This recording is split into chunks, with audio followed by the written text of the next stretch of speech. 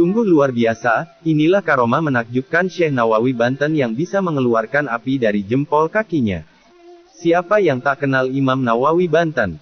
Beliau seorang ulama Nusantara yang karya-karyanya banyak dikaji oleh para cendekiawan muslim di seluruh dunia.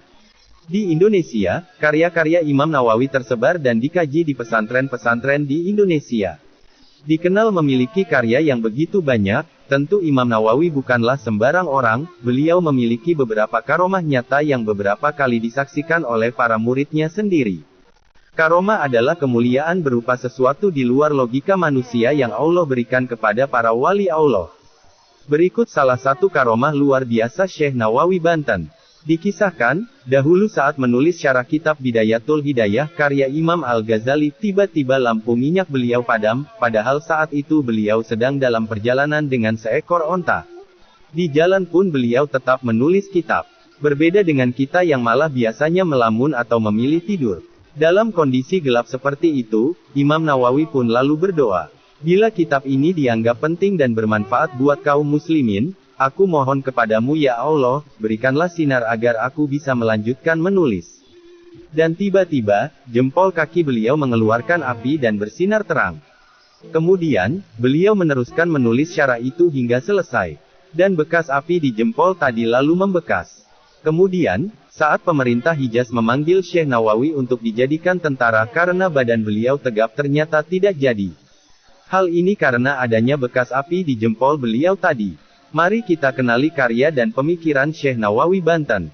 Sebagai ulama yang mengajar di Makkah, Syekh Nawawi menjadi jembatan mata rantai jaringan ulama Nusantara dan Hijaz.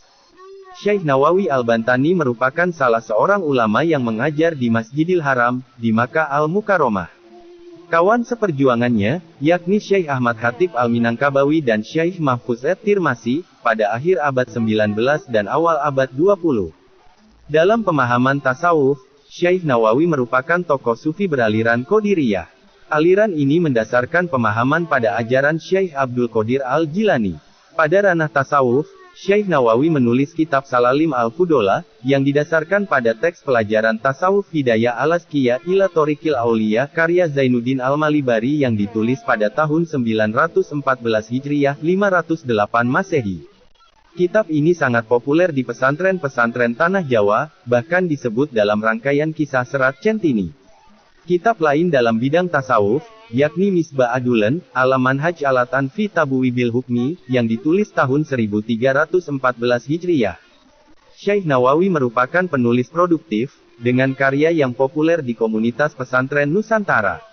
Karya Syekh Nawawi tersebar dalam rumpun ilmu kalam, ilmu fikih, akhlak dan tasawuf, hingga tafsir.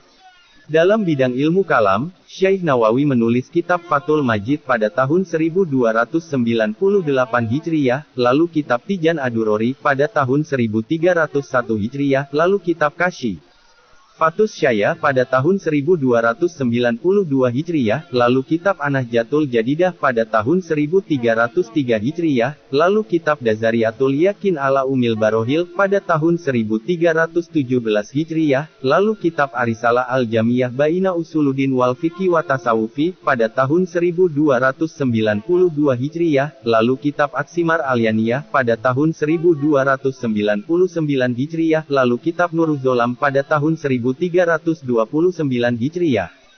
Kitab-kitab beliau dalam bidang fiqh, masih menjadi pembahasan kalangan santri hingga kini.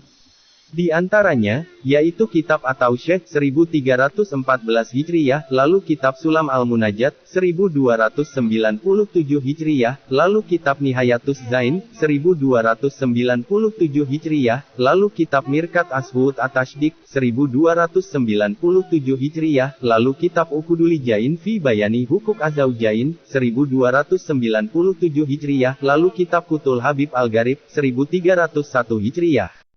Karya Syekh Nawawi dalam bidang tafsir berjudul At-Tafsir Al-Munir 5 Alim Al-Tanzil Tafsir Marah Labib. Dalam kitab-kitabnya, Syekh Nawawi sering mengaku sebagai pengikut Imam Al-Asy'ari, atau Asy'ariyah, serta Imam Abu Mansur Al-Maturidi.